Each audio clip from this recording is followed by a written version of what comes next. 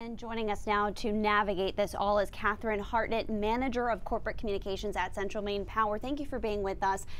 First up, Catherine, the company is going to send letters, as we just mentioned, in bills explaining two separate costs that CMP customers pay: supply and delivery. Can you explain the differences in those two costs? Sure. These two costs have been in place since the year 2000, actually. So going on 18 years now, customers have paid one price, one cost for the supply of their energy, the product, and a separate cost for the delivery of that energy, which is CMP's responsibility.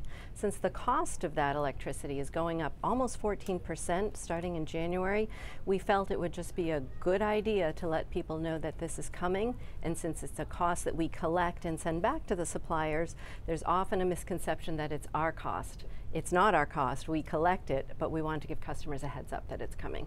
We want to monitor a lot of the questions that you guys have on social media. You can join in on our Facebook live stream right now to ask questions for Catherine. And in the meantime, Catherine, we wanted to ask you, we talked about this, you and I, a couple of days ago. There are a lot of customers that are saying they do not trust Central Maine Power right now. We know that you guys are hiring more staff, doing more training to help with the billing implementation.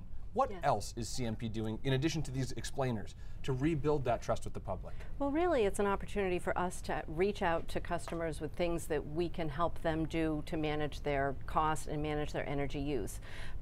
People really only pay attention to their electric bill when the lights, or their electricity when the lights go out and when they get their bill. So receiving the bill is an opportunity for us to send them educational messages about how to monitor their usage, how to call us if they have questions, and generally just make sure we're available to be of service to them when they need it.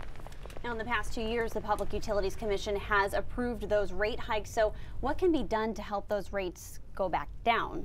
Well, that's a supply side. So those rate increases are caused by the cost of generating electricity. And in Maine, that's largely natural gas-fired power plants. So that is a generation issue and an energy policy issue that Maine is going to have to address at a much larger level than what CMP is doing. We got a question right here on our Facebook live stream from Karen. We want any of you to chime in as well. She's saying, my bill looks really different. Why? Now, I know that's a little bit vague, so we'll kind of tighten it up a little bit. I know that a lot of people mentioned that their usage rates differed widely from 2017 to 2018. Is there any way to explain those differences in those bar graphs that people get on their bills? Well, really, that does reflect usage. So a year ago, we changed the look of our bill a little bit. We didn't take any information off, we just rearranged it. So the bill does look different. We felt it would be arranged better to enable better understanding. A year ago, people were using a lot more electricity, compounded by the fact that a year ago, those supply rates went up nearly 20%. So over a 2-year period, people are looking at a more than 30% increase in the cost of the electricity that's generated.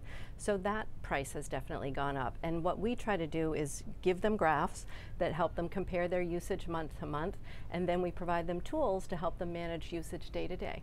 Now we have one more question. George on Facebook says, I had a problem with a meter last year. What makes me believe this meter I have now is reading right? We just, as you mentioned, completed an audit, a third-party independent audit, and part of what they did was test how we test our meters and test the accuracy of our meters. And all of them that they tested well within the range of accuracy, which is between 99 and 100%. In fact, the only meters that showed that they were inaccurate are the old analog meters that are not connected to the smart meter system. If someone has a question, they can call us. We'll send someone out to check it, and we can walk them through how that electricity is measured.